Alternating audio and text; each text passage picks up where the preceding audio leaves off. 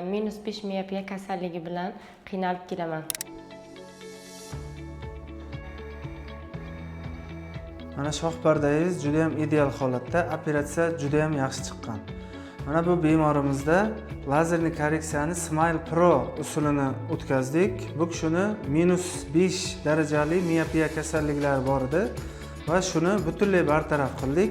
Kechagina operatsiya jarayonini o'tkazgan bo'lsak ham, mana bugun 100% ko'ryaptilar. Men yoshlikdan -5 miyopiya kasalligi bilan qiynalib kelganman. Shu vaqtgacha ko'plab linzalar, ochkilardan foydalanganman. U menga juda ham noqulaylik tug'diradi va o'zim xohlagandek ko'ra olmasdim. Mana kuni kecha shu klinikada Smile Pro lazer korreksiya operatsiyasini o'tkazdim. To'g'risi, Samarqandda bunaqa texnologiya bor deb o'ylamagandim. Operatsiya juda qisqa vaqtda va og'riqsiz o'tdi. Agar sizda ham shunaqa muammolar kuzatilayotgan bo'lsa, qo'rqayotgan bo'lsangiz, kechiktirmasdan mana shu klinikaga kelib, zamonaviy texnologiyalar bilan dunyoni yorqin ko'z bilan ko'rishingiz mumkin.